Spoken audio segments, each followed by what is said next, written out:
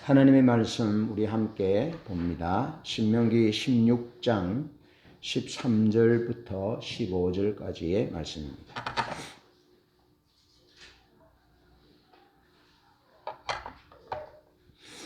우리 함께 합독합니다. 시작.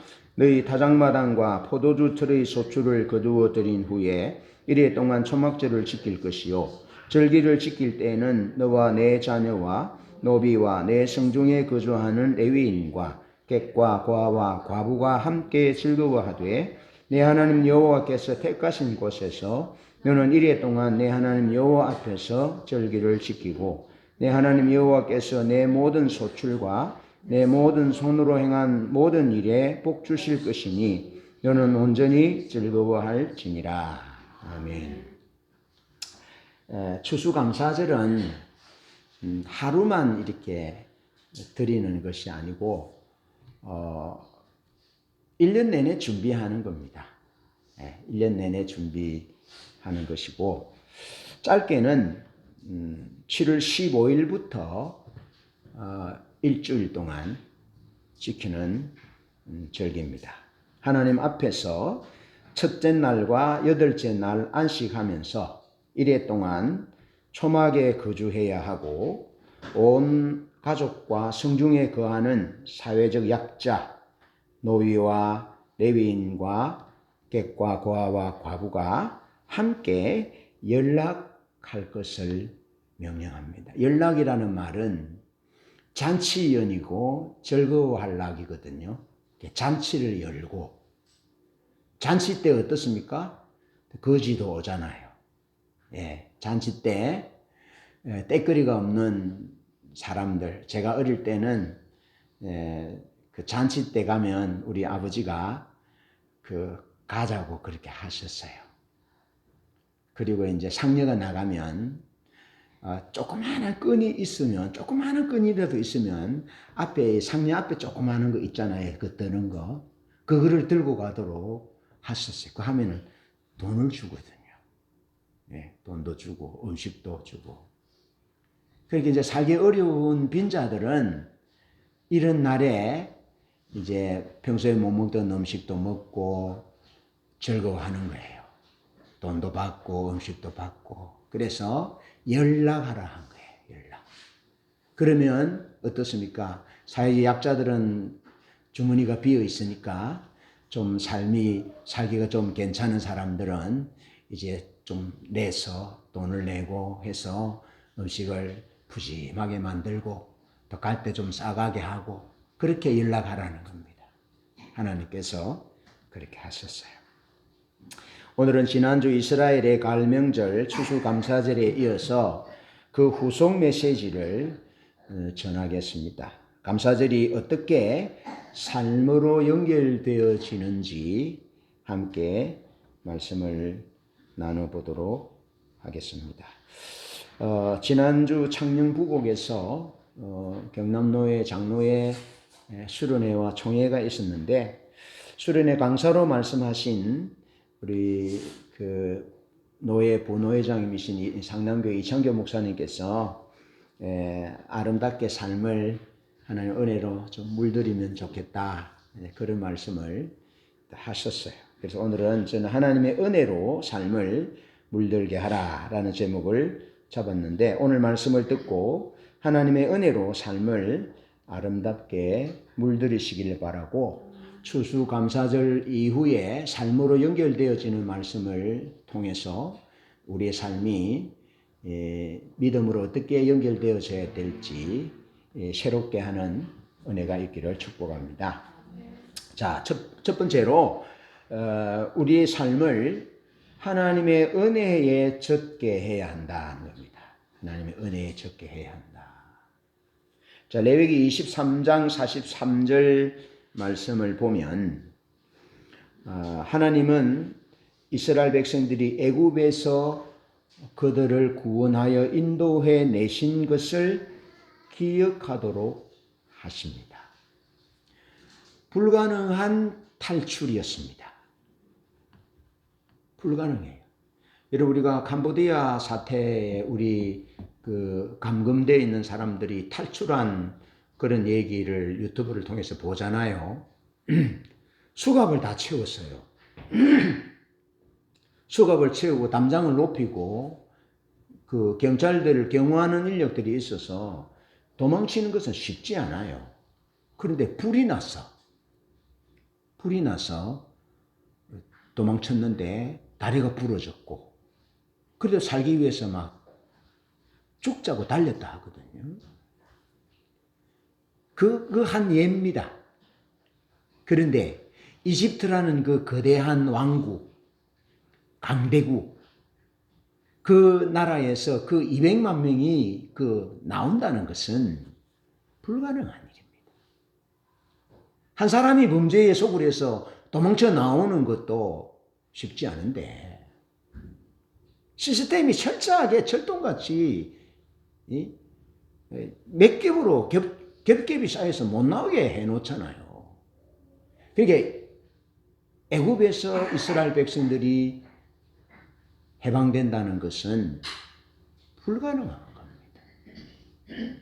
일어날 수 없는 문제예요. 제가 한 번씩 백화점에 그 차를 가지고 지하로 쫙 내려가거든요. 이런 생각을 해봅니다. 그 어떤 문제가 생겨서 거기 갇히면 손을 가지고 긁어서 그 벽돌을 부서뜨리고 나온다면 얼마나 걸릴까 한번 상상해보면 가능하겠어요? 손톱으로 거기 세멘트를 긁어서 철 구조를 깨뜨려서 나온다는 것은 불가능합니다. 그런데 애굽에서 이스라엘 백성들이 구원받는다는 것이 그런 상황입니다. 불가능해요. 불가능해요. 하나님의 개입과 간섭과 은혜의 역사가 없으면 불가능한 겁니다. 이 하나님이 아브라함과 이삭과 야곱에게 하신 약속이 있잖아요. 내가 이 땅을 주겠다. 너와 너 후손에게 주는데 너 민족이 하늘의 별과 같이 후손이 많게 해주겠다. 그런데 그 가나안 땅에서는 불가능한 거예요. 그 척박한 가나안 땅에서는 하늘의 별과 같이 많은 후손을 만드는 것은 불가능해요. 그래서 하나님이 이집트에 내려가서 430년 동안 종살이를 하게 될 것이다. 그렇게 약속하셨어요. 그리고 그곳에서 큰 민족을 이루어서 여러 가지 부와 이런 것들을 가지고 나오게 될 것이다 라고 하나님이 400년 전에 약속하셨어요. 그래서 하나님이 때가 되자 하나님이 아브라함과 이삭과 야곱 하면 이제 세 명은 족장이거든요. 족장에게 하신 약속을 기억하셨고, 그리고 이스라엘 백성들이 강제 노역을 통해서 막 너무 힘들고 배도 고프고 몸도 아프고 지치고 자유도 없고 짐승 취급을 받는 상황에서 하나님 앞에 기도하잖아요. 그러니까 하나님께서 그 기도를 들으시고 그 상황을 보셨어요. 그리고 하나님이 약속하신 대로 하나님의 의지를 가지고 자기 백성들을 이집트에서 구원해 내셨다라는 거예요. 할렐루야. 이건 불가능한 일인데 하나님이 개입하셔서 역사하셨는데, 하나님이 그냥 개입하신 것이 아니고 하나님이 그 믿음의 족장들에게 약속하셨고, 그 약속을 따라서 하나님의 백성들이 하나님 앞에 기도하는 그 기도를 들으시고, 그리고 큰 민족이 순수한 혈통의 민족이 고센 땅에서 형성되었을 때, 그때 하나님께서 모세를 보내서 사자를 보내서 인도해내셨다. 그래서 하나님은 이 추수감사절기에 그 하나님이 불가능한 상황 가운데서 구원하신 그 하나님의 은혜를, 구원의 은혜를 기억하도록 명령하시는 것입니다. 자, 그렇다면 오늘 이 문제를 우리에게 가져와서 보십시다.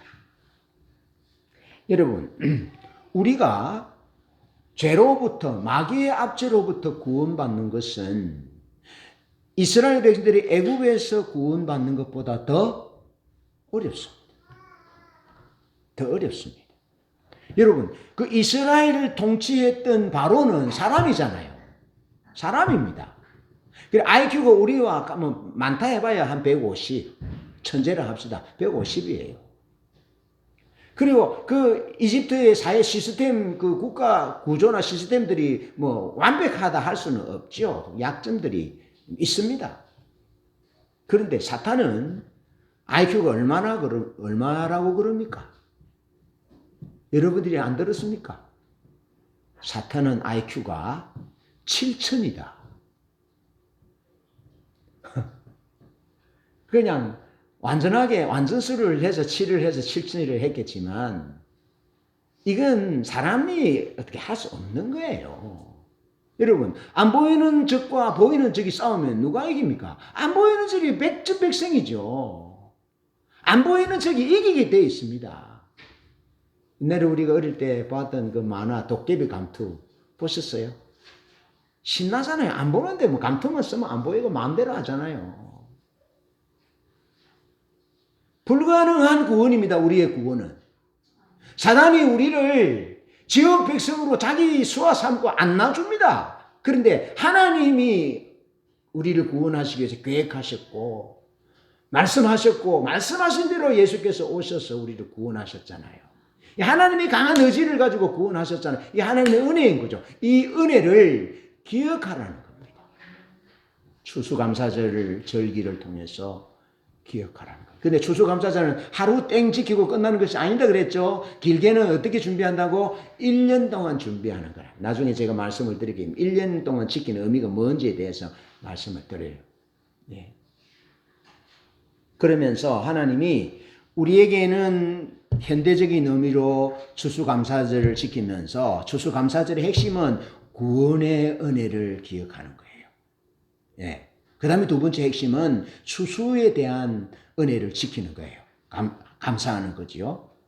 그래서 이스라엘 백성들은 그 아브라함과 이삭과 야곱을 기억하시고 이스라엘 백성이 기도를 들으시고 응답하셔서 강한 손과 표신 팔로 구원하셨다.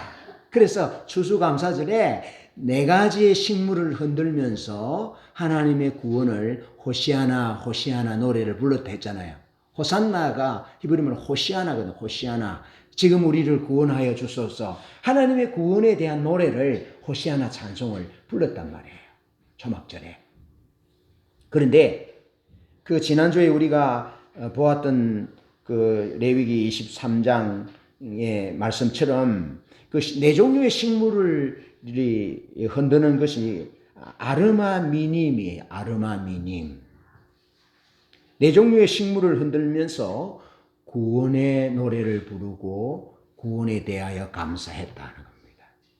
그것은 애굽에서 구원하셔서 대추야자 그늘에 초막의 안식을 주셨다는 겁니다. 이스라엘 백성들이 초막을 지을 때 광야에 짓지 않습니다. 오아시스 옆에 초막을 짓는 겁니다. 초막을 짓는 원칙이 오아시스 물이 있는 옆에 초막을 짓는데 오아시스가 있는 그 옆에는 종려나무, 대추야자나무가 있다라는 겁니다. 그러니까 하나님께서 우리를 구원하셔서 광야를 지나게 하시되 물이 있는 오아시스, 엘림 오아시스 있잖아요. 종려나무가 있는 그 엘림, 그 종려나무 열매가 대추야자예요. 이 대추처럼 큰데 아주 달아요. 당도가 높아요. 그렇게 하나님이 인도하셨다는 겁니다. 그 종려나무를 흔들면서 하나님의 구원을, 우리를 구원하셔서 은혜를 주셨다라고 흔들고, 그 왕의 나무를 흔들면서 하나님의 구원을 감사하고, 그러면서 화석류 나무입니다. 그 신부들이 결혼할 때 그 드레스에 이렇게 반짝반짝 하는 거 있잖아요. 그것이 이제 화석류 열매거든요. 그저 이슬이 맺히면 너무너무 황홀하고 아름다워요. 예. 하나님께서 이제 화석류 나무를 무성한 나무를 흔들면서 하나님이 우리를 수풀이 있는 곳으로 우리를 가라고 하셨습니다. 사막에서 우리를 그 수풀이 있는 곳으로 가게 하셨습니다. 이슬이 내리면 너무너무 아름다운 황홀한 곳. 그리고 면사포에 이제 그 보석같이 이렇게 그게 이제 화석류 열매인데 꽃인데 거기 화석류의 꽃의 향기가 너무너무 아름다운 거예요. 여러분 어떻습니까?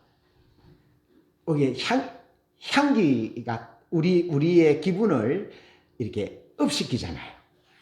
그죠? 기분 좋게 해요. 저도 오늘 오면서 향수를 뿌리고 왔어요. 예. 향수를 뿌리면서 내가 무슨 생각하는 줄 아세요? 목사가 예수님이 아이들을 안아주고 축복하고 어린아이와 같이 되지 않으면 하나는 갈 수 없다고 그랬는데, 내가 우리 아영이와 지아와 아이들이 있잖아요. 그럼 내가 안아주고 하는데 땀 냄새가 난다든지 이러면 안 좋잖아요. 그러나 향기로우면 기분도 좋고 기쁘고 아름다운 기억이 남잖아요. 그렇게 하나님이 숯불이 무성한 하석류 있는 숲으로 우리를 가도록 하신 거예요.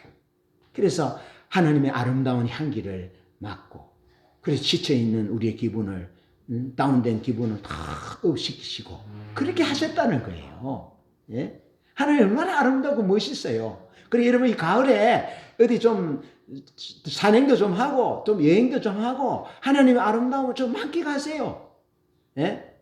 돈만 벌라 하지 말고 일만 하려 하지 말고 가서 하나님의 아름다움을 찬양하고 즐기고 그렇게 하시라고. 하나님이 우리를 그렇게 우리를 지으셨고 구원하셨고 우리의 환경을 그렇게 허락하셨다는 거예요. 아멘. 꼭 제가 이번 가을에는 여러분들 가을 좀 한번 구경하고 오기 말씀드립니다. 제 집사님, 남편 집사님한테 요구하세요. 아이들하고 같이. 아니면 이제 봉암 수원지를 한번 쭉 걸어가든지 한번 걷고 맛있는 걸 먹든지. 우리도 한번 갑시다. 그렇게 구원하셔서, 하나님이 구원하셔서 이렇게 교회만 오고 찬송만 오고 그게 아니고 아름답게 하셨대요. 향기롭게 하셨다는 거예요. 그래서 여러분 좀 향기로운 사람이 돼야 돼요. 예, 향기롭게. 그러면서 이스라엘 백성들이 요단을 건너잖아요. 요단을 건널 때 강 주변에 시내 버들들이 버드나무들이 있다 이 말이죠. 그래서 하나님이 우리를 시내 버들 아래로 마침내 가나안 땅으로 인도하셨습니다. 라고 아르마미님 이 네 종류의 나무를 흔들면서 초막절을 지키는 거예요. 와닿잖아요. 이게 자기 백성들이, 이스라엘 백성들이 이게 초막절 추수감사절을 지킬 때 그 구원의 은혜가 꽉 와닿는 거예요. 그냥 애굽에서만 구원하신 것이 아니고 구원하셔서 길이 없는 곳에서 광야에서 우리를 인도하시되 오아시스로 인도하시고 화석류 나무 꽃과 향기와 열매가 있는 곳으로 인도하시고 시내버들을 인도하셔서 우리를 가나안 땅에 들어가게 하셨습니다라고 구원의 노래를 불렀다 이 말이에요. 그러면서 출애굽기 20장, 출애굽기 신명기 5장에는 하나님이 시내산에서 율법을 주셨어요. 이스라엘의 3대 감사가 뭡니까? 우리 하나님의 백성이고 하나님은 우리에게 율법을 주셨고 우리에게는 하나님의 성전이 있고, 그래서 그곳에서 하나님의 말씀대로 하나님의 백성인 우리가 하나님의 말씀대로 하나님이 택하신 곳에서 예배하는 이 특권, 이것이 이스라엘 백성들의 3대 특권이었다는 거예요. 율법을 주셨다는 거예요. 여러분, 율법을 주신 것은요, 삶을 단순하게 하는 겁니다.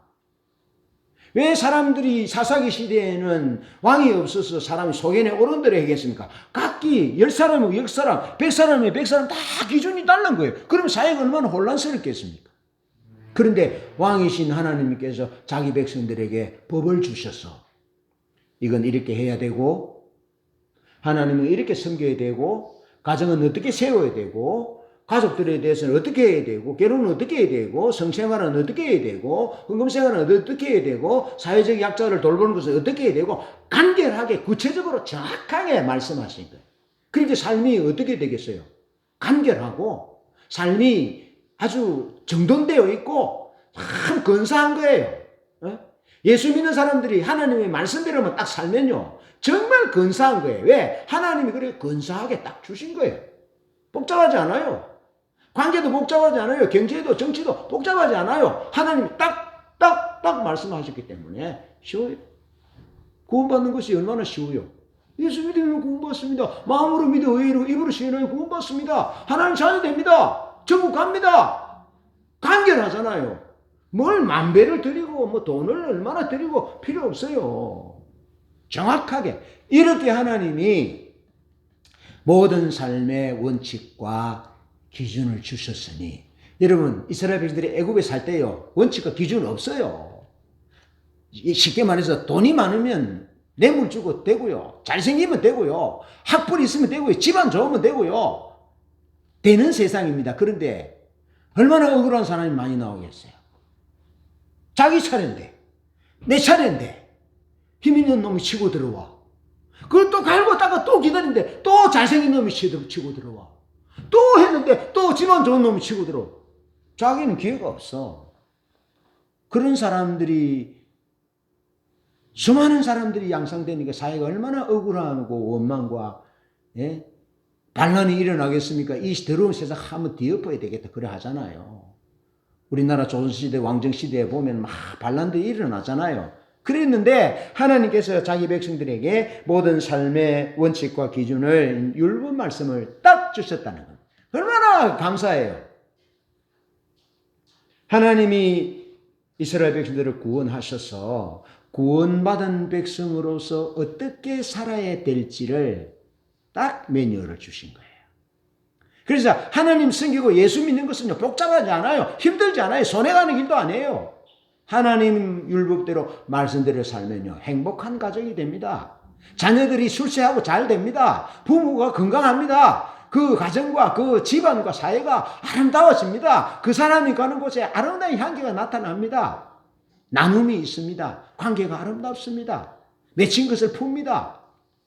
화목해 화평케 하는 그런 삶을 삽니다.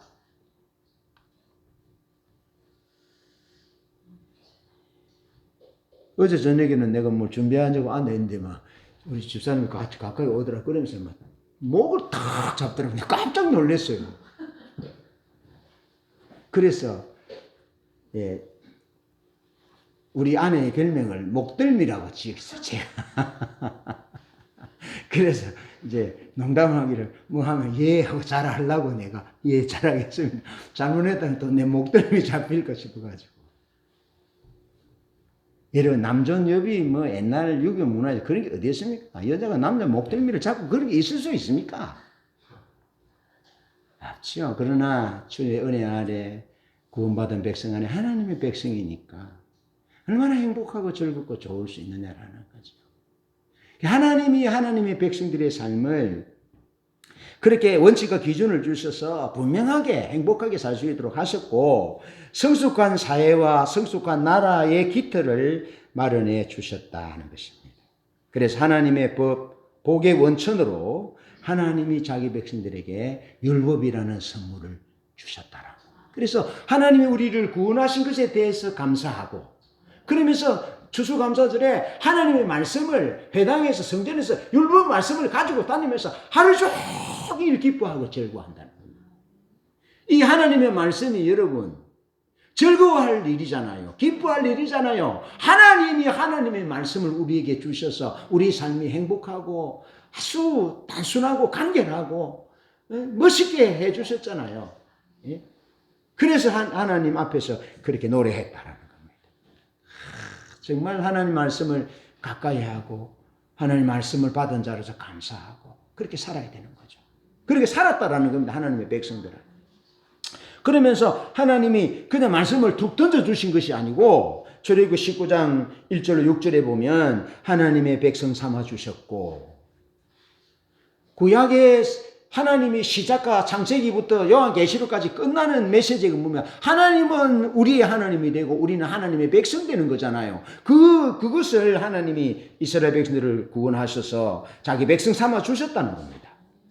그리고 백성보다 더 친밀한 하나님의 소유, 하나님의 자녀, 보물 삼으셨다는 거예요. 이스라엘은 하나님의 보물 삼으셨다는 거예요. 보물. 여러분, 다이아몬드 보물 가지고 있다가 뭐 은하 가져가라고 길거리 던질 사람이 있습니까? 아무도 안 던질 겁니다. 던지면 제일 싸게 누가 가져갑니다.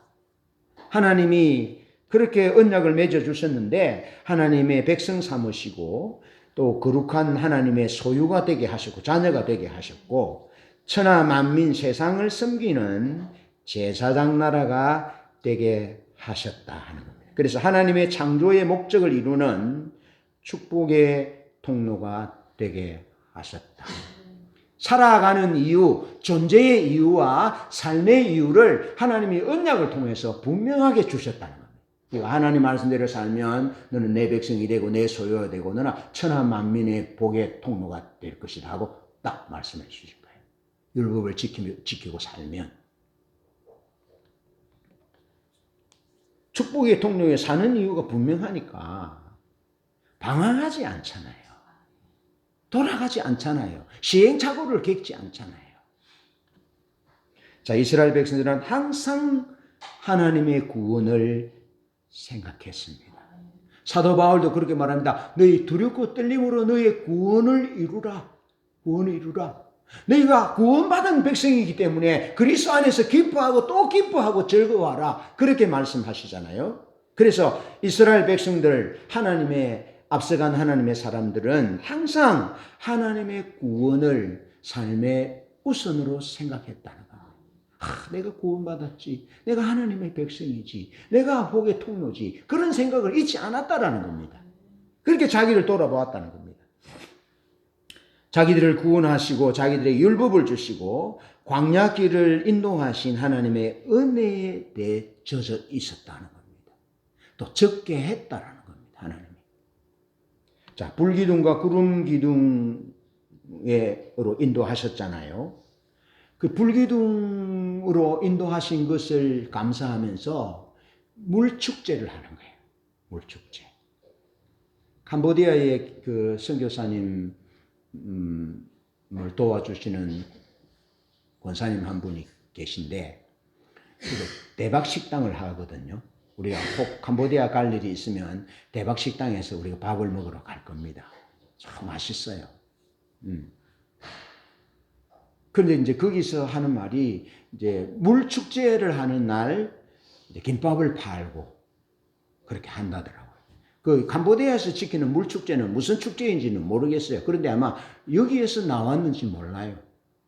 하나님의 백성들을 애굽에서 해방시킨 다음에 이제 그 불기둥과 구름기둥으로 인도하시잖아요.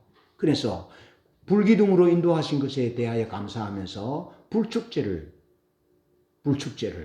하고 또 물축제를 하고 그렇게 하면서 구원의 은혜를 잊지 않는다라는 거예요. 예. 실로암 물에 가서 물을 떠와가지고 제단에 붓고 불을 밝히고 그 하나님의 구원의 은혜를 예수님 시대에도 그렇게 기억했다라는 거예요. 이집트에서 구원하신 그 은혜, 그 하나님의 은혜를 잊지 않고 그래 불을 밝히고 물을 실로암 가서 물을 떠서 제단에 붓고 그러면서 하나님의 구원의 은혜를 잊지 않는 게 수천 년을 이어오는 신앙이었다라는 신앙 전통이다라는 거죠. 그것을 오늘 우리가 추수감사를 지키면서 하나님의 구원의 은혜를 이스라엘 백성들이 가졌던 그 몸가짐과 그 믿음의 결단들이 우리가 가져야 된다는 겁니다. 그러면서 네 종류의 푸른 나무가지를 흔들면서 기쁨의 노래를 부르고 아무 노동도 하지 않고 하나님을 기뻐하는 일에만 집중하게 하셨다는 겁니다. 그리고 그 절기 가운데 하나님을 기뻐하는 일에 집중하도록 하셨다는 것은 이스라엘 전체 삶이 1년 동안의 삶이 하나님을 기뻐하는 삶으로 집약되어진다는 겁니다. 그런 삶을 사는 자에게 하나님의 은혜를 베푸시고 하나님을 기뻐하는 일에 집중하는 무엇을 하든지 우리가 일의 소명을 볼 때도 어떤 일을 하든지 하나님을 기쁘시게 하고 기뻐하는 일에 우리가 집중한다면 그거 하나님 기뻐하신다는 겁니다. 목회를 하면서도 선교 사역을 하면서도 하나님을 기뻐하는 일에 집중하지 않는다면 하나님 기뻐하지 않지만 여러분들이 가정에서 어머니를 돌보고 사람들을 돌보고 어린 선물들을 돌보고 직장생활하고 그럴 때 하나님을 기뻐하는 일이라고 생각하고 집중해야 한다면 하나님 그거 기뻐하신다는 겁니다. 구원의 은혜에 감격하면서 내가 하나님의 구원을 받았고 하나님의 말씀을 받았고 하나님이 내 길을 인도해 주신 그 은혜를 입었다면 내가 내 삶에 하나님의 은혜에 젖어 살아가야 한다는 그런 결단들을 추수감사절 절기에 하나님은 하나님의 백성들이 가질 것에 대해서 말씀하고 있습니다. 두 번째로 말씀과 기도에 적게 해야 한다는 우리를 말씀과 기도에 적게 해야 한다. 자, 이스라엘 백성들은 삶의 전체가 말씀과 기도에 젖어 있었어요. 특히 이제 이 추수감사절 초막절에는 이것이 뚜렷하게 나타나는데요. 신명기 11장 14절에 보면 이렇게 말씀하세요. 13절에 내가 오늘 너희에게 명령하는 내 명령을 너희가 만일 청종하고 너희 하나님 여호와를 사랑하여 마음을 다하고 뜻을 다하여 섬기면 여호와께서 너희 땅에 이른 늦은 비를 적당한 때에 내리시리니 너희가 곡식과 포도주와 기름을 얻을 것이요. 그렇게 말씀하셨어요. 그러면서 그 윗부분에 10절에 보면 이렇게 말합니다. 너희가 들어가 차지하려는 땅은 내가 나온 애굽 땅과 같지 아니하니 거기에서는 너희가 파종한 후에 발로 물대기를 채소밭에 댐과 같이 하였거지와 너희가 건너가서 차지할 땅은 산과 골짜기가 있어서 하늘에서 내리는 비를 흡수하는 땅이요 내 하나님 여호와께서 돌봐주시는 땅이라 연초부터 연말까지 내 하나님 여호와의 눈이 항상 그 위에 있느니라. 그렇게 말씀하세요. 여러분 애굽은 물이 풍족한 땅입니다.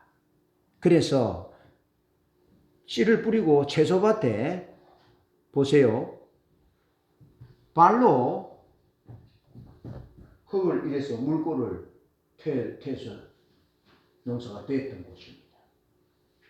그런데 가나안 땅은 산과 골짜기가 있어서 비가 내리면 비를 흡수해 버리는 물이 없어요. 그러니까 비가 오지 않으면 농사가 불가능한 수리시설이 없는 곳이에요.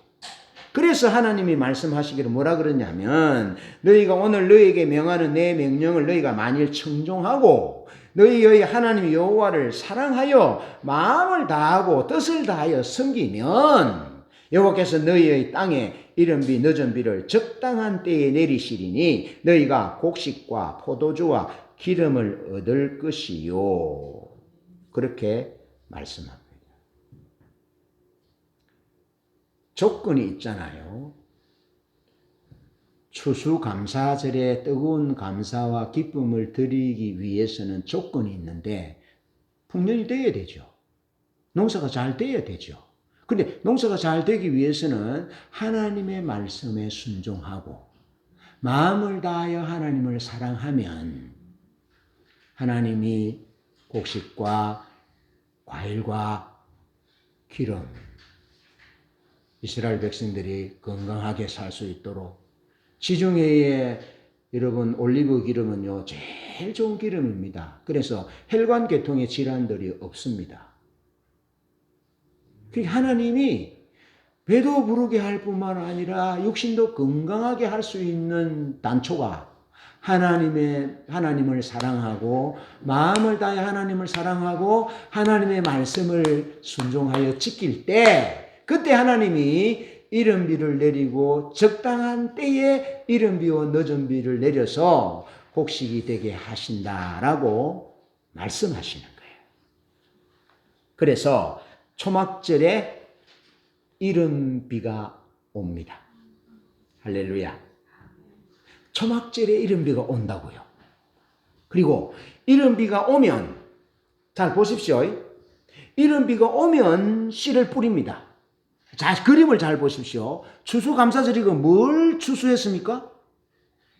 1년 동안의 농사를 봄의 농사, 봄 농사를, 보리 농사를 지었고, 그 다음에 과일 농사들이 있고, 그 다음에 밀 추수를 해서, 이제 가을 추수는 마지막이에요. 마지막에 추수를 했는데, 추수를 하고 나니까, 뭐가 온다고요? 이른 비가 내려요. 추수를 해버렸어요. 추수를 하기 위해서는 비가 안 와야 돼요. 지금 가을비는 안 와요, 잘. 가을비는 농작물에 쓸모가 없으니까. 그리고 가을비가 많이 오면 컴바인이 논에 들어가서 추수를 못해요. 비가 안 와야 돼요. 그러니까 추수를 할 때는 비가 안 와요. 추수를 다 해서 추수감사절, 초막절, 감사절을 지키는데 초막절에 또 이른 비가 온다고요. 그리고 이제 씨를 뿌립니다. 그럼 보세요. 초막절은 1년 농사의 마무리이면서 다음 해의 농사의 시작이 되는 거예요. 그게 그 기점이 되는 것이 뭐라고요?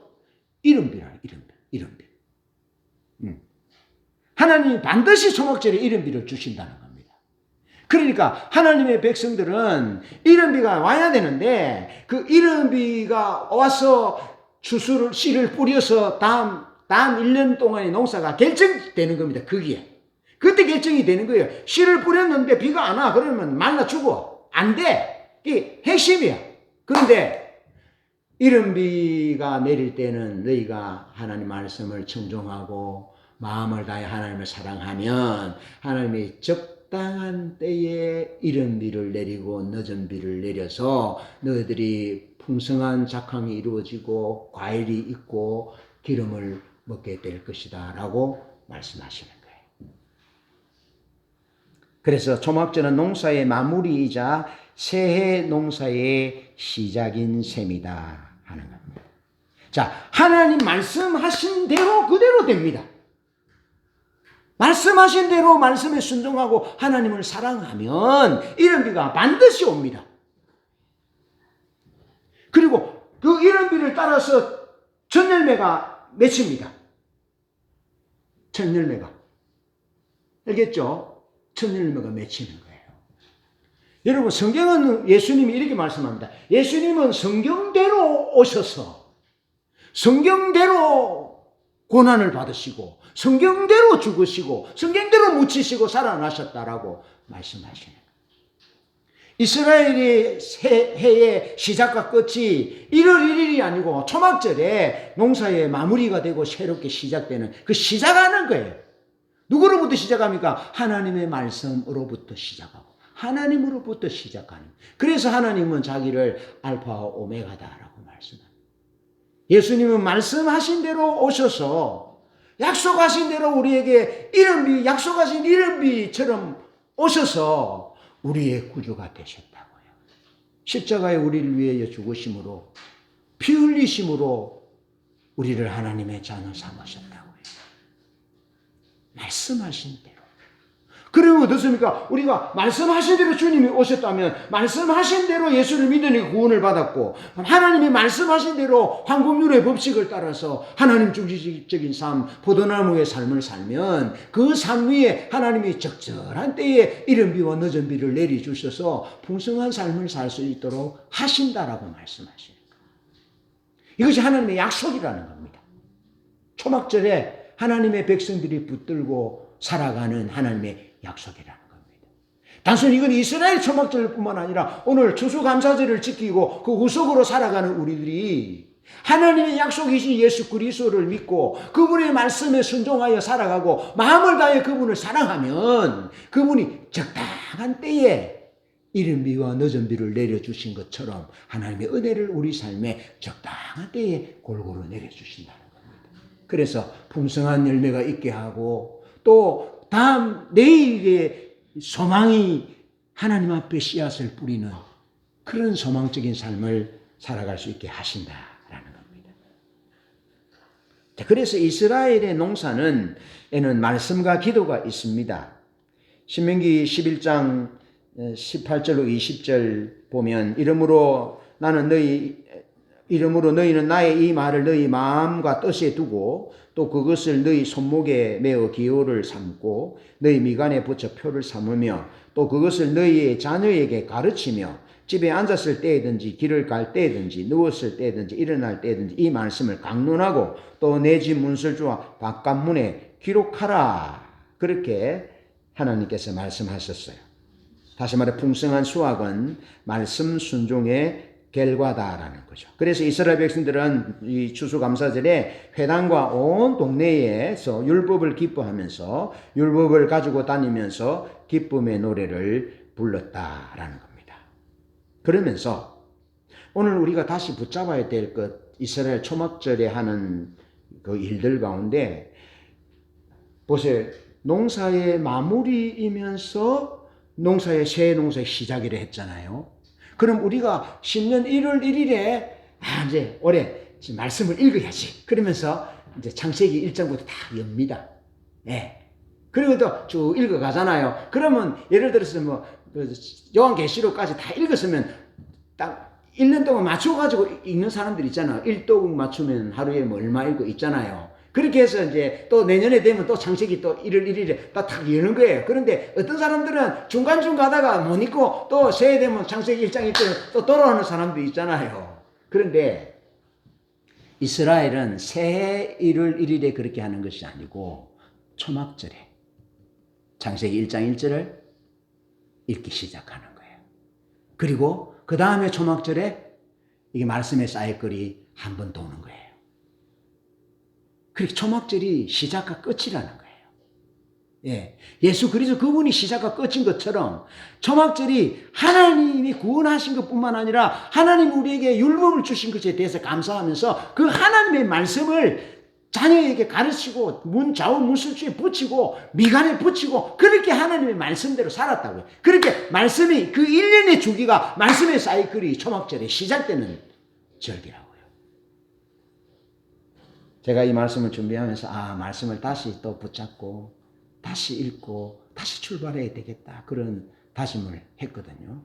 여러분도 그렇게 할 수 있기를 바랍니다.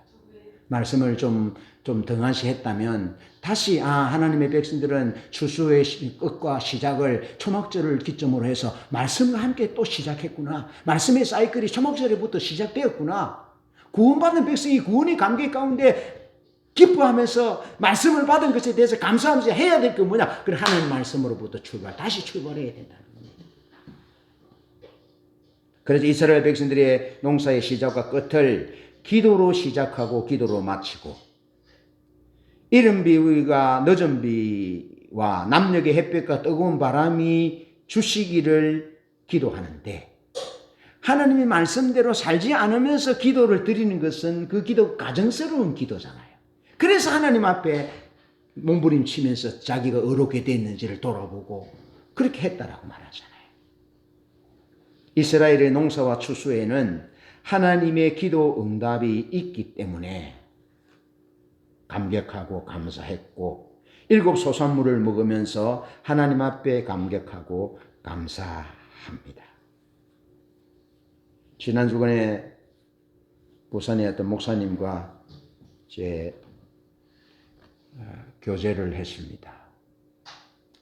교제를 했는데 10년의 세월 동안 그 10곳이 넘는 그 노인정에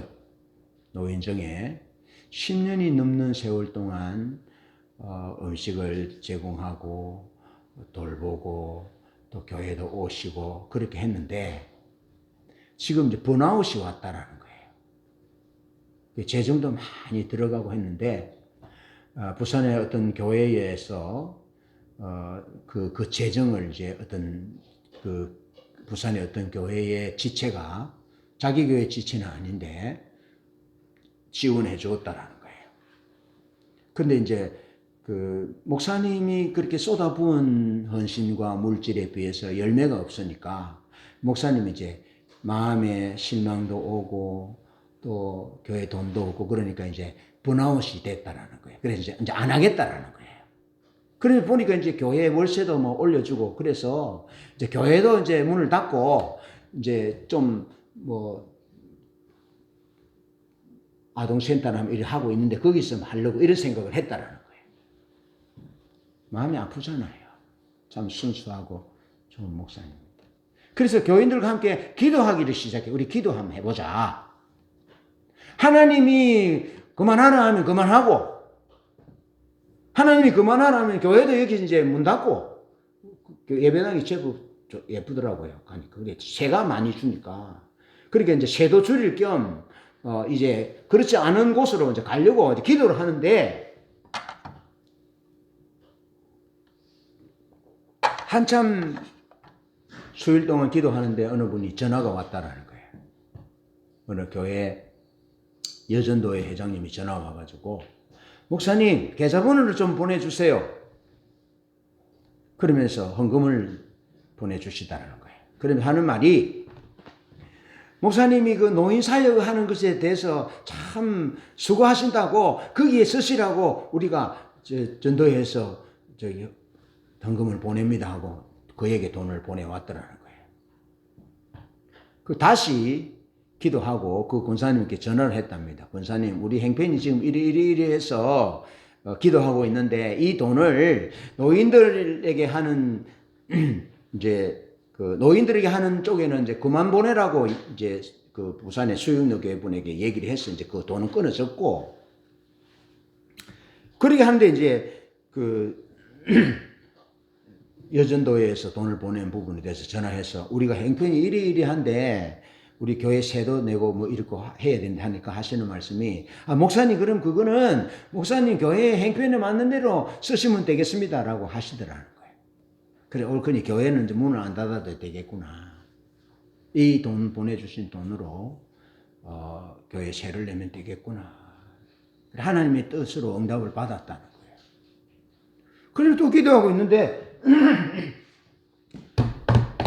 10년도 넘기 전에 강대상을 교회를 시작했는데 강대상을 기증을 하신 분인데 잘 모르시는 분이래요.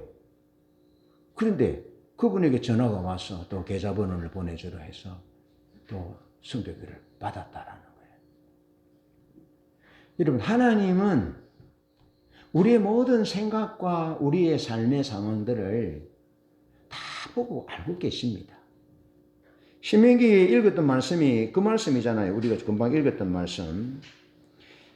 세초부터 세말까지 신명기 11장에 내 하나님 여호와께서 돌봐주시는 땅이라 연초부터 연말까지 내 하나님 여호와의 눈이 항상 그 위에 있다. 그렇게 말씀하는 거예요. 하나님은 항상 하나님의 백성들에게 눈이 고정되어 있습니다. 그래서 우리가 하나님 앞에 기도할 때 하나님은 우리의 기도에 응답하시는데요. 이스라엘 백성들이 이 추수감사절은 구원은 단순하게 그냥 어쩌다가 보니 주어진 것이 아니고 하나님 앞에 기도하여 기도 응답으로 주어졌기 때문에 이거 단순한 소득에 의한 기쁨이 아니고 하나님이 주셨다라는 이 응답이 주는 기쁨, 감사. 그리고 목사님이 다시 힘을 얻고 다시 미소를 지으면서 제게 뭘 자꾸 주려고 하고 그 회복되더라는 거예요. 이스라엘 백성들이 하나님 앞에 추수감사절 절기를 하나님 앞에 지키고 드리지만 이웃과 함께 나누지만 그들의 가슴 속에 있는 하나님의 응답으로 우리 오늘의 이 구원과 말씀과 또 우리의 추수의 풍성한 것이 가능했다라는 것에 대한 기쁨과 감사를 믿음으로 표현하고 있다는 겁니다. 그런 절기, 그런 삶이 되어져야 한다는 겁니다. 여러분, 오늘 이 시대는요, 하나님의 말씀을 우습게 여기는 시대입니다. 하나님의 약속을 우습게 여기는 시대고요. 하나님 앞에 드리는 기도를 우습게 여기는 시대가 됐습니다. 여러분, 신앙의 핵심은 말씀과 기도입니다. 말씀과 기도. 그런데 말씀과 기도를 우습게 여기는 시대가 됐다고요. 그러나 교회 다니는 사람들도 그렇고 안 다니는 사람들은 더 말할 것도 없고 세상의 유행과 번영에 함몰되어서 말씀대로 살지 않는 시대가 되었습니다. 젊은 그리스도인들이 말씀대로 안 삽니다. 말씀대로 이렇게 주일 성수를 얘기하고 하면 부담스럽다고 얘기 좀 하지 마라 한다. 적당하게 자기 중심으로 왔다 갔다 하는 그런 신앙을 원하지, 엄격하게 말씀대로 주일 성수하고 하나님 앞에 다 이렇게 얘기하면 부담스러워 한다는 거예요. 그런 시대가 됐습니다. 여러분, 하나님의 백성들이요, 말씀대로만 살면요, 결혼합니다. 애기도 많이 낳습니다. 그런데 교육비가 많이 든다. 지금 이 시대에 아기를 많이 낳으면 원시인처럼 취급한다. 안 낳습니다. 그것은 하나님의 백성들부터, 여러분 무슬림들 보세요. 얼마나 많이 낳는지. 말씀을 중요하게 여기지 않는 거예요. 말씀대로 안 사는 겁니다. 말씀대로 안 사니까 기도를 우습게 보는 거예요.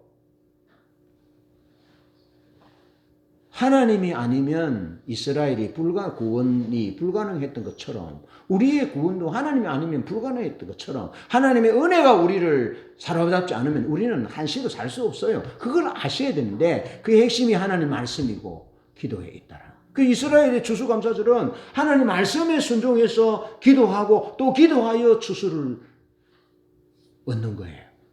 그래서 하나님 앞에 감사하는 거죠. 여러분, 인생은 기다림의 연속인데, 기다림의 연속이에요. 그런데 기도가 없기 때문에 기다릴 수 없어요. 기다리지 않아요. 얼마나 조급한지 몰라요. 그런데 기도하는 사람은요, 아브라함은 기도하는 사람이니까 이삭을 줄 때까지 기다리잖아요. 물론 부족한 부분도 있었지만, 기도하는 사람은 삶이 기다림이 있고, 인내가 있고, 낭만이 있고, 멋이 있어요. 네. 언젠가는 하나님이 기도에 응답하실 것을 믿기 때문에 낙심하지 않아요. 네? 어려운 중에도 감사하고 기뻐하고 나눠요. 여러분, 말씀과 기도로 새롭게 삶을 시작하고 그 응답으로 주어진 풍족한 축복을 감사하는 그런 신앙을 회복했으면 좋겠습니다. 마지막으로 자선과 구제가 일상이 되게 해야 합니다. 하나님은 반드시 반모퉁이, 반드시 열매의 일정 부분을 남겨서 노비와 레위인과 객과 고아와 과부가 함께 연락할 것에 대해서 명령하셨잖아요. 반드시 그렇게 해야 한다는 겁니다. 양은 정해져 있지 않지만 형편에 따라서 반드시 가난한 자들, 사회리약자들을 돌볼 것에 대해서 말씀하고 있어요. 자, 초막절은 어렵게 되는 삶을 다루는 나팔절과 대속죄일과 연결이 되어 있습니다. 일전에 제가 말씀드렸듯이 다니엘서 4장 27절에 공의를 행함으로 죄를 사하고 가난한 자를 긍휼히 여김으로 죄악을 사소서라고 기록합니다. 잠언 10장 2절엔 불의의 재물은 무익하여도 공의는 죽음에서 건지느니라. 여러분, 하나님의 구원의 조건에 대해서 간접적으로 말씀하고 있어요. 가난한 자를 긍휼히 여기는 것은 죄를 용서받는다라고 기록하고 불의의 재물은 무익하지만 공의는 죽음에서 건진다. 이 무슨 말입니까? 공의로운 삶, 구제하고 자선하는 삶, 이런 삶에 하나님의 구원이 깃들여 있음을, 사죄의 은총이 깃들여져 있음을 말씀하고 있습니다. 그러면서 대속죄일은 자선과 구제와 밀접하게 연결이 되어 있습니다. 자, 7월 10일이 대속죄일이거든요. 7월 10일 전에는 자선 행위를 통해서 속죄하려는 관습이 있습니다. 자선 행위를 통해서 자기 자신의 삶이 하나님 앞에 의롭기를 하는 관습이 있었다는 겁니다. 그래서 성전 시대에는 아사셀 염소가 백성의 죄를 대속했습니다. 아사셀 염소.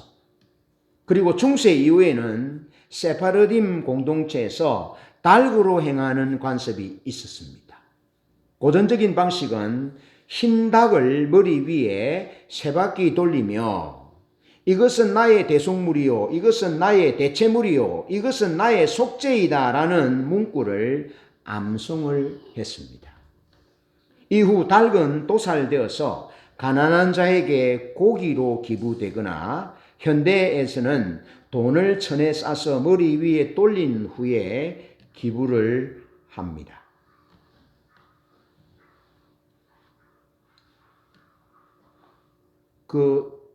이 부분에 대해서 대속죄일과 자선과 구제에 대한 글을 제가 한번 소개하면요. 인간의 죄가 죽음이라는 심판에 마땅하다는 의식을 전제로 하되 상징적인 대속물을 통해 그 죄의 결과를 대신 짊어지게 하고 인간은 생명과 자비를 향해 나아갈 수 있다는 상징 구조를 갖습니다. 대속물을 드린다라는 것이.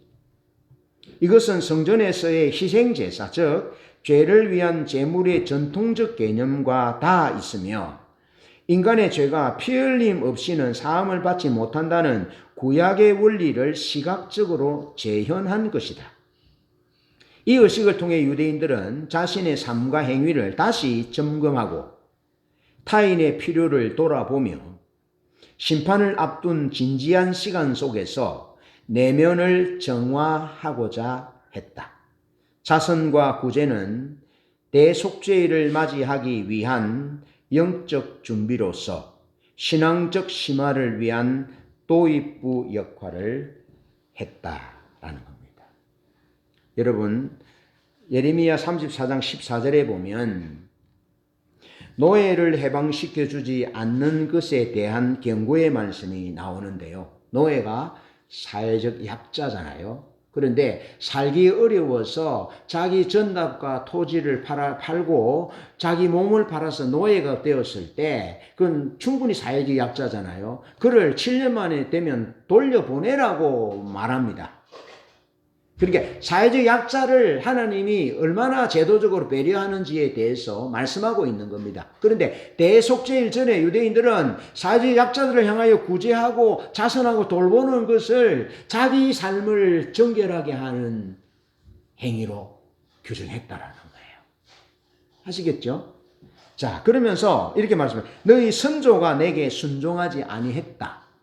귀를 기울이지도 아니했는데 이제는 너희가 나에게 순종하지 않는구나. 각기 형제와 이웃에게 자유를 선포하지 아니하였은즉 내가 너희를 대적하여 칼과 전염병과 기근에게 자유를 주리라. 내가 너희를 여러 나라 가운데 흩어지게 할 것이다. 그러면서 출애굽기 22장 23절로 27절에 가난한 자의 부르짖음에는 하나님이 반드시 응답하신다라고 말씀하고 있습니다. 그러니까 한 사회를 그 운명을 결정짓는 것은 자선과 구제의 정의로운 삶, 진실한 삶을 하나님의 사람들이 살아서 자선과 구제를 나눔으로 더불어 사는, 그래서 하나님의 공동체가 되도록 하는 것에 그 핵심이 있다라는 거예요. 여러분, 성경이 기억하는 사람은 하나님의 마음과 눈을 가진 자를 기억합니다. 그 서두에 얘기했듯이 상량교회 목사님께서 설교를 하시면서 이렇게 말씀하셨어요. 사람이 물이 들면 뭐든지 물이 들면 물이 제대로 들면 작품인데 물이 들다가 말면 얼룩이 된다라고 하셨어요. 하나님은 하나님의 백성 이스라엘들을 자기 백성 삼으셨고 하나님의 소유 삼으셨고 천하의 복을 받는 축복의 통로가 되게 하셨는데 왜 하나님이 추수감사절의 구원의 은혜, 또 말씀의 은혜, 농사를 주신 은혜 이런 것에 대해서 강조하고 말씀으로부터 시작하고 말씀으로 맺기를 원하느냐 하면 그렇지 않으면 어중간하게 물이 들어서 얼룩진 존재가 된다라는 겁니다.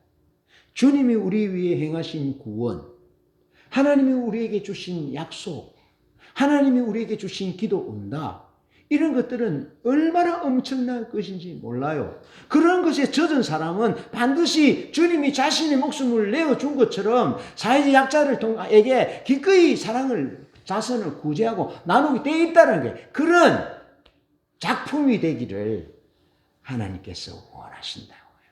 작품이 되기를.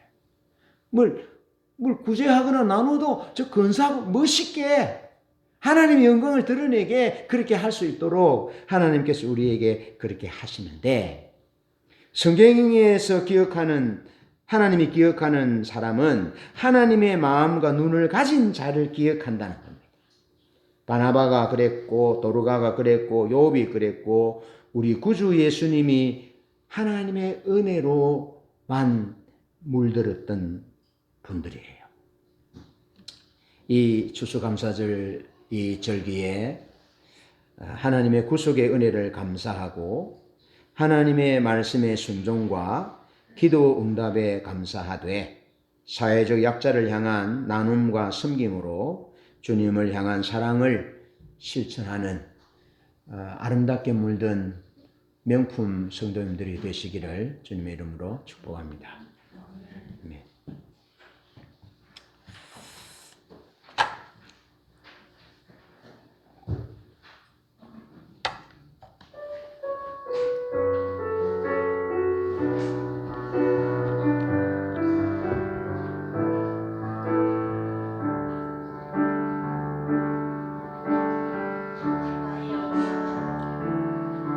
나의 영혼아 주 찬양하라. 나의 영혼아 주 찬양하라. 내 평생 살아갈 동안 오직 주를 찬양하라. 나의 영혼아 주 찬양하라. 나의 영혼아 주 찬양하라. 내 평생 살아갈 동안 오직 주를 찬양하라. 보좌에 하늘 보좌에 앉아 계신 주님께 찬송과 존귀와 영광과 힘과 능력을 영원히 돌릴지어다.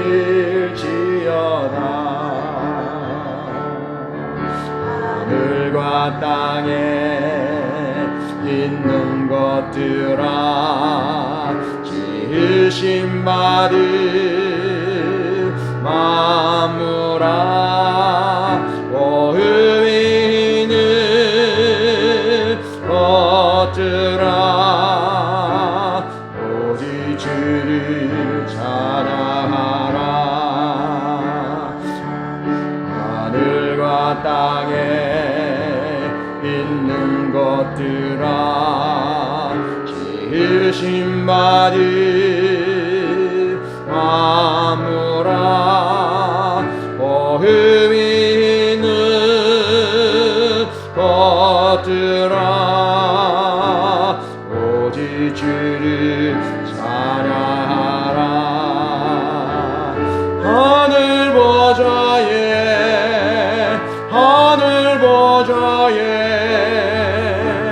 앉아 계신 주님께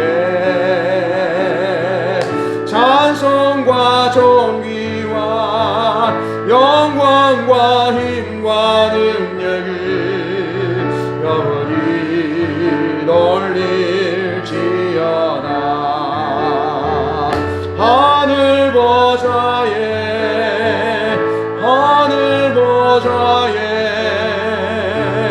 앉아 계신